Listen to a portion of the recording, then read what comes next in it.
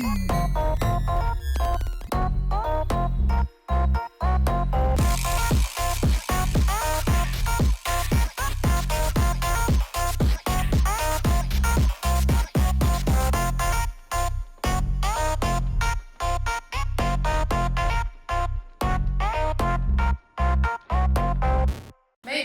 a mais um Papo Fora da Caixa, levando aí para vocês entrevistados muito interessantes, muita conversa boa, e muitas das pessoas conhecem nossos entrevistados mais pela vida profissional, e a gente quer levar aqui para vocês um papo bem bacana e levar um pouco da vida pessoal também de cada um. Não é isso, Cadu? Isso aí.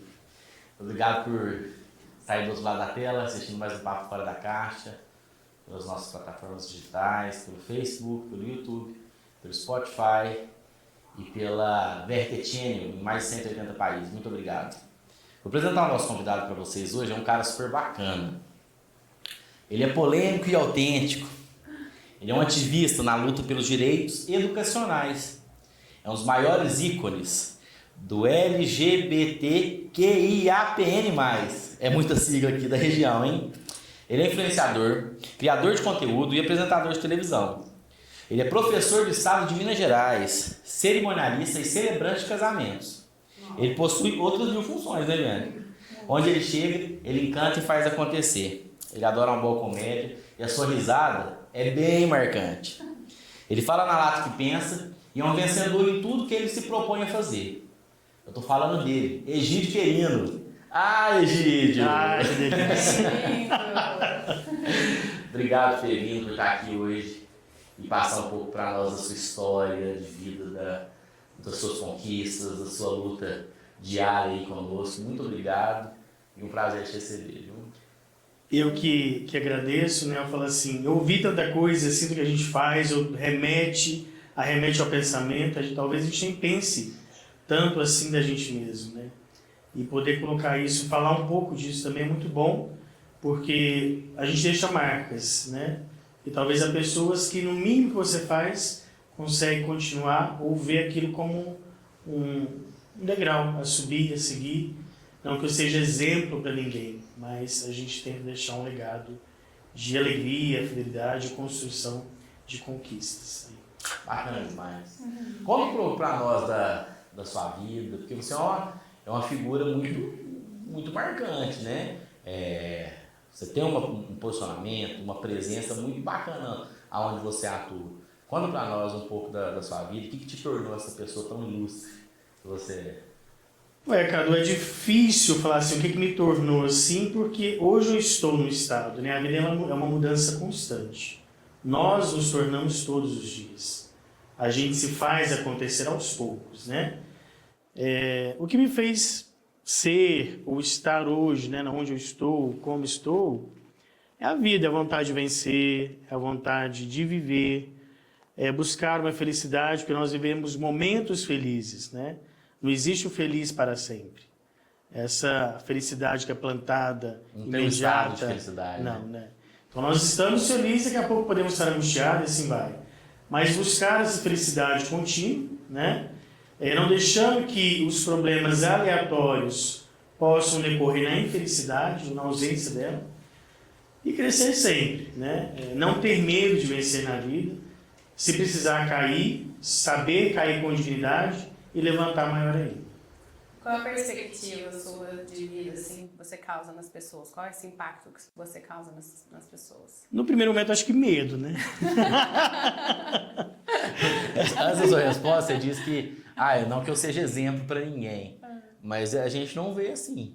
A gente vê até sim como exemplo, mas como referência para muitas pessoas nos seus mais diversos setores que você atua. E esse medo, como que é isso? Não, talvez eu cause um pouco de espanto, porque eu sou muito intenso no que eu faço. E muito intenso na forma que eu chego. E as pessoas hoje, na pós-modernidade, não estão preparadas para essa intensidade. E hoje, mais do que nunca, eu falo que viver agora. Ou você vive agora, porque a certeza amanhã a gente não tem. Então nós precisamos viver bem, construir as nossas relações mais profundas, aproveitar os momentos que nós temos de forma intensa e provisórios, né? Porque hoje nós estamos aqui. Hoje a causalidade do tempo nos proporcionou estar. talvez amanhã não mais. Então, aproveitar esse conforto em que o tempo nos dá para estar junto e viver bem. Né? Talvez seja essa intensidade minha, esse modo de ser muito rápido, muito intenso, e é agora que talvez cause um pouco de espanto nas pessoas, de medo, e por ser um pouco tão polêmico também. Mas o impacto talvez de medo inicialmente, mas depois acaba virando um amor, uma proximidade, né? Uma parceria. Muda, traz mais possibilidade, mais conforto, né? Acho que até assim, companheirismo também. Isso vai mudando. Legal. Sobre na sua história, hoje você é uma pessoa muito bem resolvida com a sua orientação sexual. Sim. Né? Como foi essa descoberta? Cadu, desde criança, posso dizer que lá pelos meus 7 anos, 8, 9, eu já me sentia um menininho lá, viadinho, né, gay, tudo mais. Mas eu tinha um receio, porque assim, antigamente, se a gente olhar para a nossa história, eu tô com 39, faço 40 anos esse ano, olhar lá atrás, né, 30 anos atrás, a gente não tinha essa malícia de entendimento. E o mundo tinha uma outra perspectiva. Sim, isso, era um mundo muito velado, não se podia nada, não era permitido nada. Então, assim, era difícil até falar sobre isso.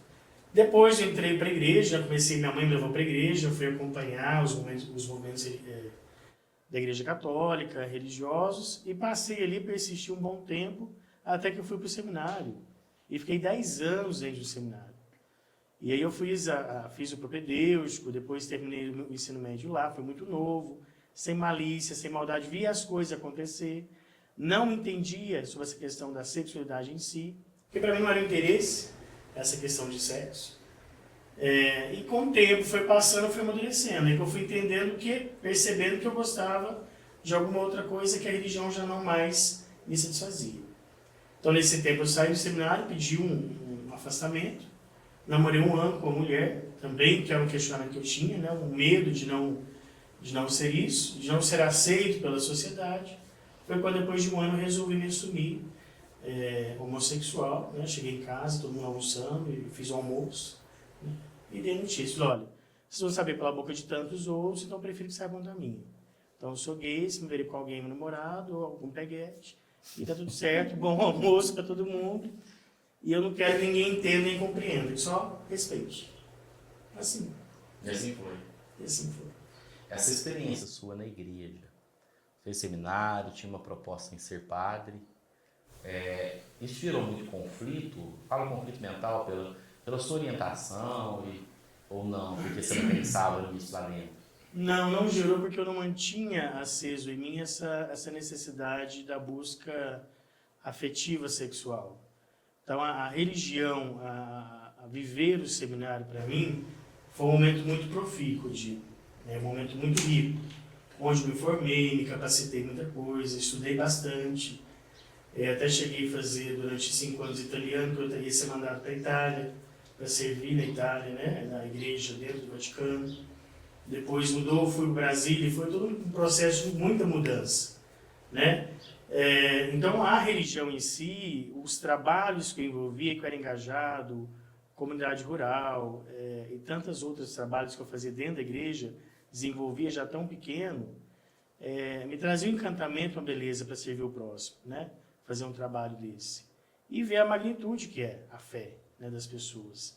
Então, não me trazia nenhum questionamento nisso, porque eu me sentia realizado, eu me sentia bem, aquilo ali era o que era proposto eu fazer. Eu vivia uma vida de santidade e de entrega ao próximo, né? Eu lembro um dia que minha mãe ficou descabelada e louca aqui em Passo, morando em BH, e foi quando teve uma chuva que devastou Belo Horizonte, e o Mineirinho lotado de pessoas, milhares de pessoas que estavam sem casa, sem rumo, e ela consegue ligar no seminário, quando fala para ela, eu estava no meio do povo, trabalhando, acolhendo, dormindo ali, morando bem dizer ali, para acolher, para dar um pouco de dignidade para aquelas pessoas tão necessitadas. Então eu me encontrava nesses aspectos. Onde estava a dor do outro, eu estava ali presente para tentar ser um bálsamo, um intermediário assim, de uma felicidade, de algo que pudesse, um abraço, de um afeto. Um acolhimento. Um acolhimento. E assim foi. E qual que é a importância da fé na sua vida? Eu falo que a fé, ela, mesmo tendo filosofia, e às vezes no meio filosófico a gente se faz um pouco cético, e hoje não mais, A fé é uma chave muito importante. Eu falo que Deus é uma peça que Ele move o mundo. Ou você tem fé para mover montanhas, ou você acaba desabando. E a fé, ela constrói, ela te reconstrói e te faz ser uma pessoa melhor. Né? Diante das diversidades que nós vivemos, na luta constante, financeira, espiritual, no trabalho, em casa, na família, no relacionamento, se você não tiver um Deus tão presente no seu coração, tão calmo e te acalenta, a gente não consegue viver. Sim. Essa fé e essa vontade de servir foi o que te tornou professor, depois um cerimonial, celebrante de casamento. Como que foi isso? Porque assim, essa transição, depois você já comenta para mim em relação ao que teve a pandemia, teve aquele ato de eventos, de acontecimentos, né? E como foi isso? Isso ainda reverbera até hoje? Como está esse mercado? Eu fiz 5 perguntas. Eu falo muito. Não, assim, a questão de ser professor, a vontade de servir. Você se tornou um professor e um cerimonial. Não, o professor ele veio ocasionado a formação do seminário. Ah, né? sim. Então eu saí do seminário formado com filosofia e teologia, aí voltei para Paços em 2011, minha mãe estava com câncer, comecei a trabalhar na Santa Casa, e aí então prestei o concurso, não tinha nem estudado, consegui estudar, prestei o concurso do Estado. Passei, acho que foi em 7º ou 6º lugar, né, no Estado, para filosofia, e já fui automaticamente efetivado no Estado. Então, desde 2011 eu estou professor, hoje na minha direção, né, não atuo como professor hoje, mas na gestão da escola pública. Mas não foi questão de servir, mas dentro da educação você descobre que servir também é um outro atento. Eu falo que hoje, estando na gestão, você consegue perceber várias lacunas deficientes que o Estado não cobre, mas que você, como ser humano, você tem que ter uma atitude de pai, de mãe, de psicólogo, de assistente social. Né? Hoje mesmo estava fazendo busca ativa. Né? Eu deixei o meu serviço e fui de casa em casa procurar alunos e saber por que não estavam indo, frequentando a escola. Né? Visto que a gente não tinha contato de telefone, não consegue WhatsApp, não consegue nada. Então fui atrás, fazer esse serviço a gente fala busca ativa, né? Mas saber o motivo, saber o que está acontecendo. A gente recebe muito caso de abuso sexual, né? Esses dias eu tive um aluno que eu falo assim, né? Eu percebi que havia uma necessidade de fome em casa, porque hoje os meninos da escola no Polivalente têm café da manhã, o almoço e um lanche antes de sair. E eu vi assim, em todos os momentos, o comer era muito, né? Não era natural aquilo ali. Aí quando ia embora, sobrava um bolo, alguma coisa, posso levar 5 pedaços, 4 pedaços, 6 pedaços. Aí quando eu chamei para um acolhimento mais interno e conversar, tinha necessidade porque estava faltando comida em casa, né? Só estava aí a mãe estava sem emprego. Então já fui eu lá correr atrás de cesta básica, coisas, itens, higiene e tudo mais, para ajudar em um prazo de acalento para a pessoa poder também dar um espaço para respirar. Então, hoje na gestão eu encontro muito mais esse serviço, de servir ao próximo, né? Porque você lida com professores, com alunos, com pais, com a comunidade, com o governo. Então, são cobranças extremas de vários lados e manter a neutralidade. Eu acho que a fé também ajuda isso, você manter a neutralidade para conseguir resolver cada item no seu tempo, no seu espaço, na sua hora. Show. O cerimonial entrou quando aí? Porque teve, eu falo da pandemia, só porque eu quero que você cite isso. Porque teve essa pausa de evento, né? Eu sei que depois que aí sobrecarregou tudo, como que tá? O cerimonial entrou quando eu estava com o Lucas, né? Acompanhando, porque assim, o Lucas a gente começou o projeto junto, né? Logo do namoro, enfim, depois do casamento. E aí atuando na floricultura, junto com ele, indo para várias cidades acompanhar, porque a floricultura ainda era pequena, e acompanhar, terminar o casamento, desmontar, trazer os arranjos e colocar na igreja. Aí, de repente, uma filha de padrinho mal formada, mal organizada. Aí vem a noiva pedir se podia ajudar a organizar. Aí disso surgiu a ideia. Quer dizer, se eu já estou fazendo ali, atuando, por que não atuar de uma forma padrão e ganhar dinheiro com isso também? Aí foi onde eu fui me capacitar, fui para Campinas durante 4 anos seguidos, fazer cursos específicos para isso, né? E depois trabalhar. Tá, mas aí na pandemia não teve. A pandemia não aconteceu. Não aconteceu. Aí tinha alguns agendados para depois, a gente foi deixando, alguns cancelaram, né? Depois, alguns casamentos com a pandemia, as pessoas casaram no civil para ter a festa depois. Acabou que também não teve, porque não conseguiu Aí eu fui viver, né? Quer dizer, comer um quilo de sal junto. E aí diluiu o casamento ali, antes mesmo de fazer na igreja, e acabou que não precisou fazer alguns casamentos. Mas o cerimonial hoje ele está em alta, né? Hoje eu estou focado mais em celebrar do que fazer o cerimonial.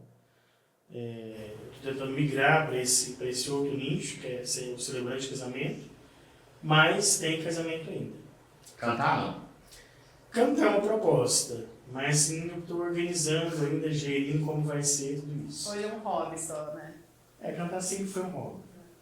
O povo fala, onde você fez aula de canto? Nunca fiz. Então, é um dom mesmo que Deus me deu. Show de bola. Pessoal, segura aí, fica sentadinho, que rapidinho a gente volta. Um breve comercial e já a gente volta com a gente querido no próximo bloco. Um abraço.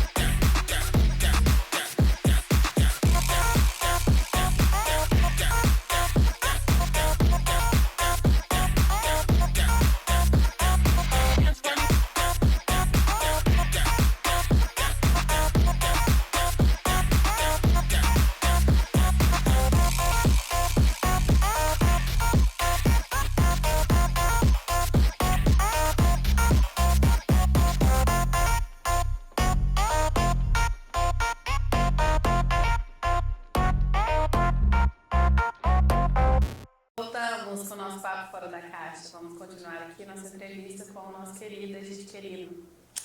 Egídio, nós temos um projeto em parceria que é na paróquia de Santa Rita de Cássia, em Cássia, Minas Gerais, junto com o Padre Pedro Alcides. Padre Pedro, que você é nosso convidado, logo ele estará aqui conosco.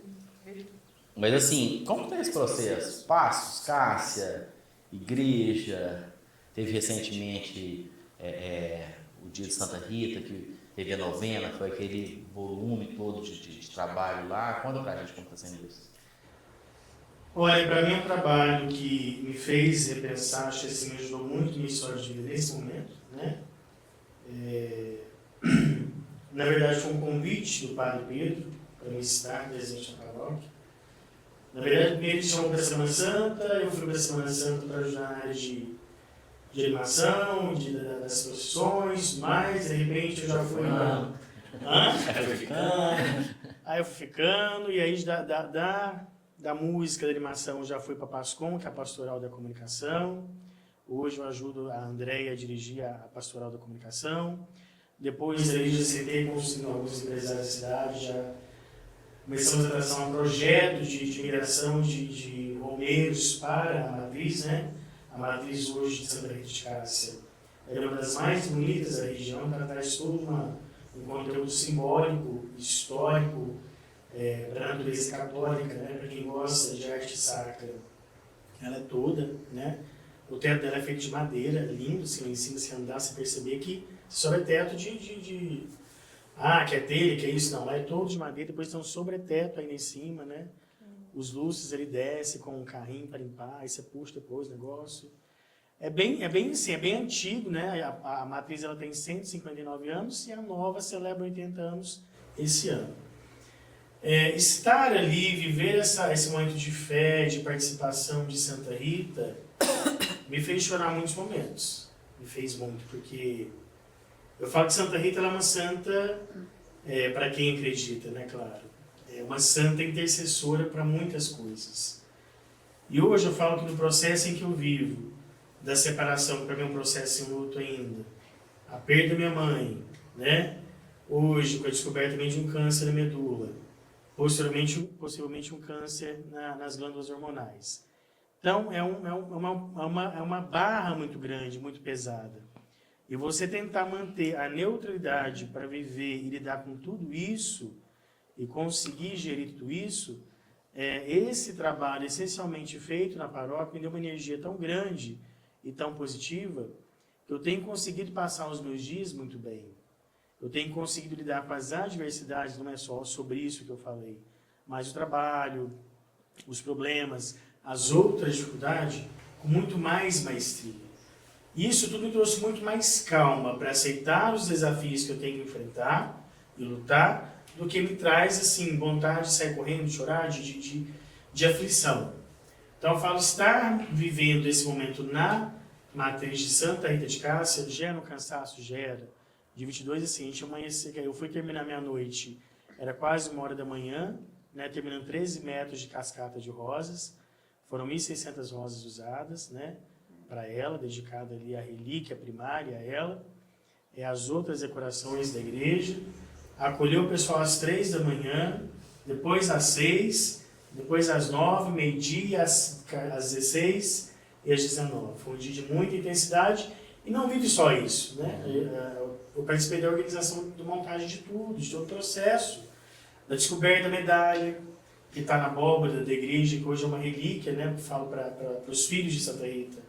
Tem uma medalha hoje que é específica para ela, que é de Cássia, que nenhum outro país tem, nenhuma outra igreja tem uma medalha, como tem Cássia hoje em Minas Gerais. Essa medalha que foi feita, como ela foi construída, isso é tudo linkado tão rapidamente, chegar e conseguir entregar de 22 a medalha. Idealizar um projeto eletrônico, né, digamos assim, com os totens, com os QR Codes, contando a história dos vitrais, que é a vida dela que está ali, né? E são riquezas que o pessoal não tem dimensão. Por exemplo, um vitral daquele ali para fazer uma manutenção e conservação é mais de R$1 milhão. Então são vitrais que você não consegue mais. É história que o mundo moderno não vive, né? Nessa pós-contemporaneidade. Mas estar ali tem me dado muita força, sabe? É uma decisão de vida também, porque isso é uma entrega. É uma entrega assim, quase que diária, lidar com outras pessoas, lidar com desafetos, pessoas que têm medo da chegada de uma nova pessoa que não sabe de onde surgiu, que não é da comunidade, não é da cidade, né? De repente, vou lá às vezes de semana, à tarde eu saio daqui, vou lá, mas pensar que não trabalha, não vive, o que esse rapaz faz tanto que está aqui. Mas eu sou muito acolhido pelo Padre Pedro, né? Inclusive eu fico lá na casa paroquial, lá tem vários quartos, então ele me acolhe lá. A Dona Graça, que é a cozinheira também, que é uma gracinha, então fala assim, cuida também. Então sou muito acolhido, muito bem quisto e tento ao máximo desenvolver um trabalho com plenitude. Tá, você falou da saúde aí? Pode concluir. Você falou da saúde, eu me assustei um pouco. Como que é esse negócio? Está com problema na medula? Sim, desde novembro. Eu assustei um pouco. Desde novembro, Cadu, eu venho passando, na verdade, emocionalmente, desde o ano passado, desde abril, né? Quando surgiu o processo da separação, eu venho passando por um luto de várias coisas. E no meio disso, meu emocional ficou muito abalado. Eu falo que o primeiro luto maior que eu tive na vida foi a separação. E com isso, o emocional não estando estabilizado, causa, o organismo reage de alguma forma. E com isso veio algumas reações diversas, né? Tive vários episódios em que eu fui para o hospital. E um dia eu cheguei no hospital com 5 sintomas diferentes. Geralmente você vai no hospital com um sintoma. E eu falei com o médico, doutor, estou estranhando, porque assim, chegar no hospital com uma coisa, eu cheguei com 5 sintomas completamente diferentes.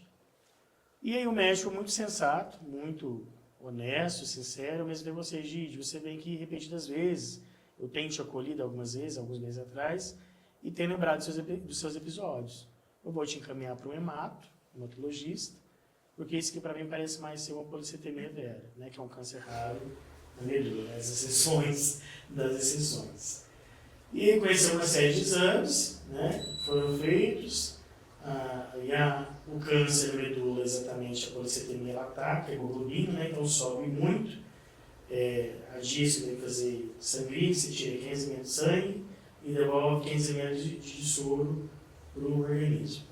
E agora, recentemente, eu fiz 4 punções, né, durante 2 dias, para saber qual vai ser o tratamento mesmo definitivo para começar, feito para o final de mês agora. Tá, mas você tem essa confirmação ainda não? Sim.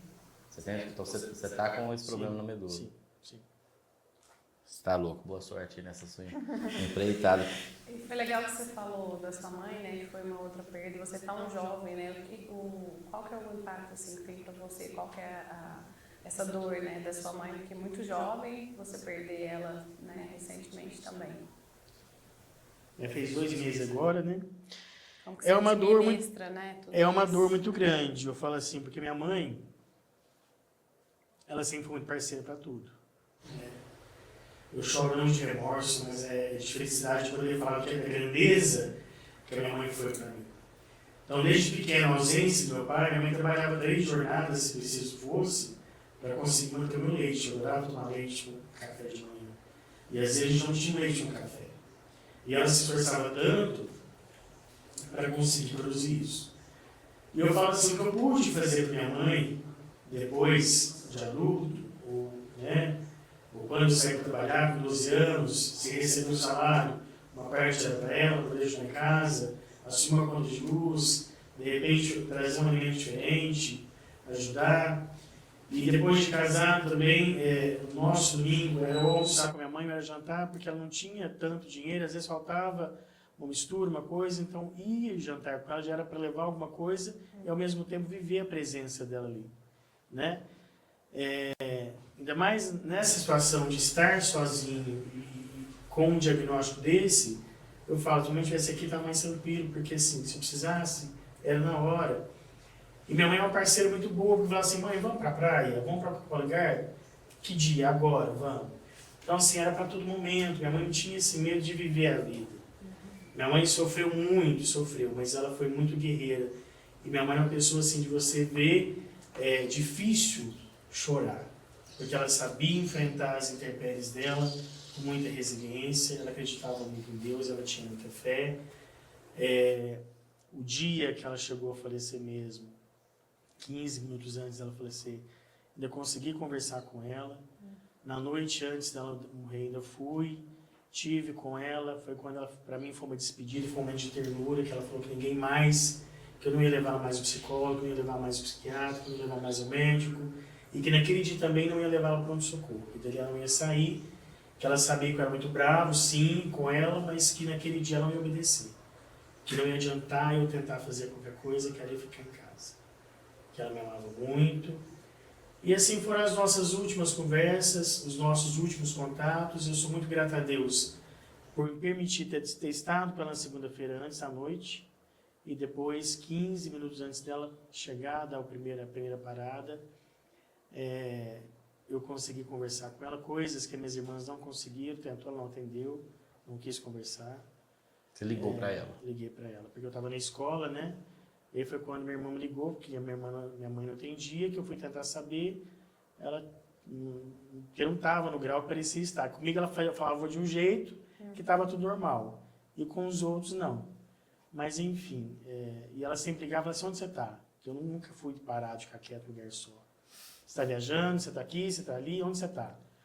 Então essa era a primeira pergunta dela. E assim, então ela foi muito presente, mamãe muito presente. Né? Ela ligava toda hora, às vezes a gente até fica mãe, mas nossa, quanta ligação, era 10, 15, 20 vezes, 30 vezes no dia, e às vezes para falar a mesma coisa, esquecia, né? Mas enfim, mãe é isso. Administrar esse luto é um tanto conflituoso, porque tem dia que a saudade bate mais, não há um dia que você passa sem pensar, sem lembrar. Nesse dia, na hora que ela chegou na UPA, eu cheguei junto, e eu que entrei para a sala de emergência, tirei todos os meus outros irmãos de lá, porque eles não têm a estabilidade emocional de suporte para aguentar esse primeiro baque. E ali eu fiquei com ela 40 minutos, os médicos massageando, e a equipe médica que estava lá por acaso são amigos próximos que eu conheço. Então, assim, aí eu olhei meu relógio, 40 minutos, não voltava. Eu falei, doutor, pode parar porque ela não vai voltar. Ele falou, ainda me perguntou, você sabe do protocolo? Eu falei, eu sei, isso já fez do que já passou do protocolo. Né? Aplica uma injeção que é para o coração voltar a bater, geralmente aplica 1, aplicou 3. Então, assim, não tinha mais. Quando massageava, ela ia voltando. Para massagear, Para frente, deixa uma descansar, eu quer descansar. Você acha que ela deu uma... O que vocês conversaram no dia anterior foi uma despedida? Foi uma despedida, foi uma despedida. São quantos irmãos? Nós somos 4. 4 irmãos. 4 irmãos. Você dando suporte nesse momento tão complicado. Isso, eu que fui, eu que dei o recado, eu que escolhi a roupa de as meninas, falei, escolhe a roupa dela, né? Não consegui, eu que fui escolher. Depois, quando ela chegou na funerária, ela gostava de fazer a sobrancelha, ainda desci, fui maquiar, fui passar o batom que ela gostava, fazer a sobrancelha dela, que ela tinha pagou, sair com a sobrancelha mal feita. E foi um momento íntimo também meu e dela, despedido de nós dois. Com cuidado até... E porque os netos dela também não viram ela depois, não viu uma pessoa, né? Ela tinha ficado um pouco roxa antes, e eu não queria que eles vissem ela daquela forma. Eu queria que eles tivessem a imagem da avó, como sempre foi, que levar isso para mim. Gigi, o que é viver para você? Quando você chegava no final da sua vida, você assim, eu vivi. O que é? Cadu, hoje eu falo que viver para mim mudou totalmente a regra e a exceção. Claro, tirando as drogas, tirando aquilo que prejudica o ser humano, né? Bebida com intensidade, o alcoolismo. Viver para mim hoje é a cumplicidade, é você estar presente, é você ter vontade de fazer, você quer comer alguma coisa, você se esforçou para tanto, trabalha para isso, é cultivar a sua família, é cultivar pessoas e não bens, cultivar o amor, sabe? O afeto acima de tudo. As pessoas hoje são muito desafetuosas e nós somos passageiros. Eu acho que depois de tudo, de um ano de experiência que eu venho vendo tanta coisa, tanta eita atrás de vixe, eu tenho escolhido muita paz, sabe? Eu tenho escolhido a paz do que a razão. Eu tenho escolhido viver melhor do que ganhar alguma coisa a mais. Eu tenho escolhido dedicar mais ao outro, mas também pensando em mim de uma forma assim, diferente do que a gente... E às vezes você vive tanto, corre tanto no dia a dia, que você não chega no final da noite, o que você fez por você? Nada. Qual tempo você tem para sentar, para tomar o seu café, para ter o seu descanso, para viver, para dar um beijo à sua mulher, aos seus filhos, para dizer eu te amo, que é uma palavra que é tão rara hoje em dia de se falar, é uma palavra tão rara de você viver a prática no dia a dia. Eu acho que viver para mim hoje vai muito mais do que você dar presença, é você estar presente, você ser presente, e mesmo sem distância, faz um chamado de vídeo, né, pelo WhatsApp, manda um áudio. Facilidades, né? Então assim, e quanto mais a facilidade chega, mais nós nos distanciamos. Né, você vê de casamentos terminando aí por questão do celular, que um chega para o celular, outro chega para a cama, vai ver outra coisa. Enfim, não se encontram mais, não vê beleza mais um outro, né? E com o tempo, tudo isso, a história se passa, vivendo, acaba que os dias passados, com o tempo em que a idade vai chegando e se pesa, as pessoas parecem que vão se deixando de amar, deixando de gostar. Né? Parece que as rugas importam mais, não é a mesma coisa, a beleza não é a mesma coisa. Porque a estética em ser beleza do outro, ela passa. Nós vamos murchar, nós vamos cair, nós vamos enrugar. Isso faz parte da transição natural do ser humano. E a gente precisa aprender a aceitar e a viver isso. E do que você sente mais saudade? Hoje, da minha mãe, não posso negar que eu sinto saudade da minha vida de casado, por mais que houve alguns percalços por aí. É uma luta que eu vivo comigo mesmo. Não é que eu casei para não se separar, mas enfim, aconteceu, já superado, mas assim, tem dia que eu me lembro, será que se eu fiz alguma coisa errada? Será que se eu voltasse um tempo que eu poderia ter feito melhor para não deixar ter chegado onde chegou? Então é isso que eu quero falar para as pessoas, cuidem, cultivem enquanto ainda dá tempo. E Jean-Yves Leloup traz uma frase muito interessante, muito pequena, que apesar dos apesares, nós ainda podemos ser felizes. E essa construção da felicidade ela é diária, né? Então nós temos momentos felizes. E que na desconstrução do dia a dia que a gente procure. O apesar de que nós podemos amar, nós podemos viver, a gente pode beijar, a gente pode ser feliz, a gente pode buscar a unidade, a cumplicidade. Show.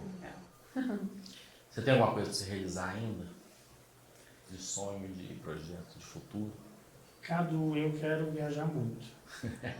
Nós também.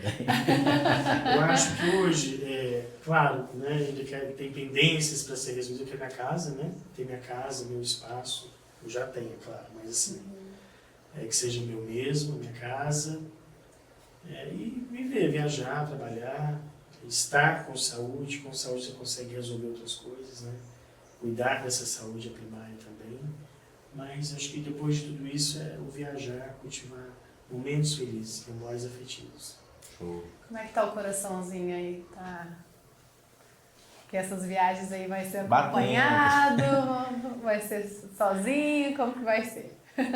Nessas viagens eu quero alguém comigo, sabe? Eu gosto muito da vida de casado, eu gosto muito da vida a dois, eu gosto muito da vida dividida, da cumplicidade, do abraço, do beijo. O sexo, eu falo que o sexo ele faz parte, mas não é tudo, né? Do aperto de mão, do perguntar se você está bem, precisa de algo, quer uma ajuda, almoçou, não almoçou, né? Isso são coisas que não há dinheiro que pague, né? Porque outras coisas você paga. Sim, com certeza. Querido, eu vou te agradecer. Foi um papo delicioso. A gente fica na torcida pela sua recuperação da saúde o mais rápido possível. Sim. E obrigado por esse papo. Foi um papo, foi íntimo, né? Sim. Intimista. Foi gostoso. Eu que agradeço, vocês dois são amigos do coração que eu amo tanto, né? Acho que eu falo isso. Né? Para. Eu não deixo de falar. Talvez a gente não esteja tão próximo assim diretamente, mas a gente tem essa abertura de conversar de tudo, Sim. falar de tudo. E vocês acompanharam muita parte da minha vida também, né?